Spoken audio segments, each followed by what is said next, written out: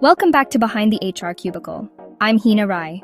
In our last episode, we talked about the talent dilemma, expectation versus commitment. But let's be honest. While commitment is crucial, organizations don't just want committed employees. They want torchbearers. They want people who can take the future and run with it. And that brings us to a defining question in the world of talent management. How do we identify high-potential employees, those rare few who might just be tomorrow's CXOs, turnaround leaders, or culture custodians? So let's take a quick look back.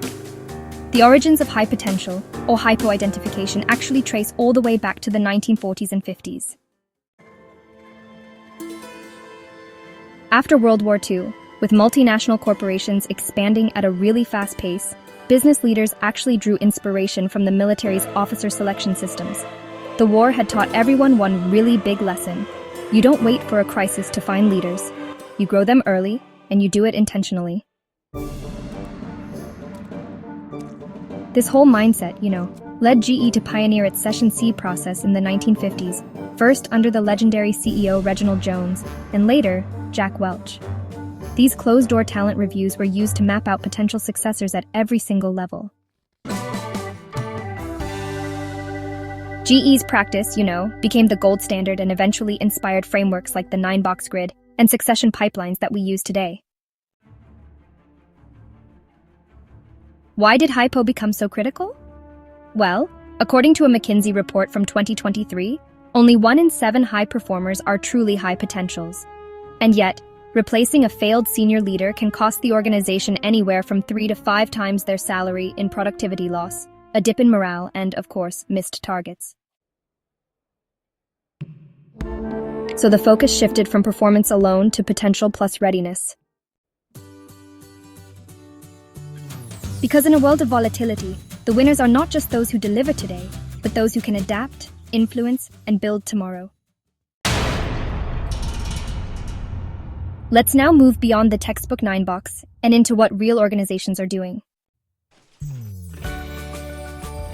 Now, let's explore some real-world industry practices in HiPo identification, starting with the Mahindra Group India's Talent Factory. At Mahindra, the LEAP program, which stands for Leadership Through Emerging and Accelerated Potential, uses a multi-level HiPo filter. So, the LEAP program unfolds in 3 stages. Stage 1 is all about internal performance and those detailed 360-degree behavioral scores. Then, in Stage 2, participants take on pods or projects on demand. These are real-world stretch assignments, sometimes in rural markets, sometimes focused on digital transformation, or even turnaround operations. And finally, Stage 3 is cross-business shadowing, where learning agility really comes to life. They don't just measure potential, they actually test it in fire. It's about seeing how people perform when the pressure's on. Now, let's look at another case.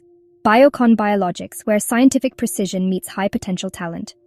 In Biocon's R&D division, they use something called cognitive capability indexing. Basically, it's a mix of the Watson-Glaser critical thinking appraisal and a personality fit assessment for roles with high levels of ambiguity. In biotech, it's not really about those loud leaders, but rather about thinking leaders. So their HiPo framework isn't about charisma. It's actually about clarity and complexity. Here's a data-driven insight. According to a 2024 Gartner study, organizations with mature HiPo programs are almost 3 times more likely to have strong leadership pipelines, and 3 times more agile during mergers and acquisitions or crises. So let's bust a myth here. HiPo isn't about just scoring high on performance reviews. Today, most frameworks assess 3 core elements. First, aspiration. Do they want to grow beyond the role? Are they vocal about it? Second, ability. Do they have the cognitive and emotional capacity to scale? And third, agility. Can they pivot, unlearn, and lead in uncharted waters? Google, for instance, uses a role-agnostic potential index, where HiPo is measured against future roles that don't yet exist. That's real foresight. Techniques that make the difference. Let's decode some cutting-edge HiPo techniques being adopted in Indian and global corporates. So, AI-enabled mobility maps are being used by companies like Infosys and TCS. These tools help track employees who've really excelled across different roles, locations, and domains. And well, these folks are tagged as agile movers. The flight risk versus potential matrix, which is actually used by Deloitte, combines high potential scoring with attrition risk. This helps them decide, who they should invest in right now. Internal hackathons and strategy sprints like the ones at Asian Paints are all about throwing high-stakes 48-hour strategy challenges.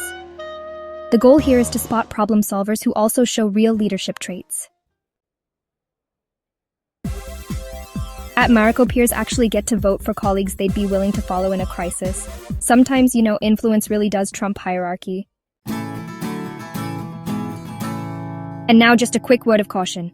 HiPo identification is, well, a double-edged sword. Here's why. If your HiPo program becomes elitist, you end up losing engagement from everyone else. If it isn't followed up with real development, it just breeds disillusionment. And if it's biased, whether by gender, background, language, or even legacy, you risk leaving out quiet but truly extraordinary talent. Best-in-class companies actually run anonymous calibration rounds, include DEI audits, and they rotate panels to reduce favoritism. When done right, HiPo isn't just a label. It's really a commitment from the organization to an individual's future. And well, a responsibility for that individual to step up with humility and courage. As leadership expert Ram Charan puts it, the pipeline of potential is not a luxury. It's your insurance against disruption. In our next episode, we'll deconstruct the 9-box grid. Not just what it is, but what most people get wrong with it. Because, a tool is only as good as the philosophy behind it. So, stick around with us, behind the HR Cubicle, decoding HR one cubicle at a time.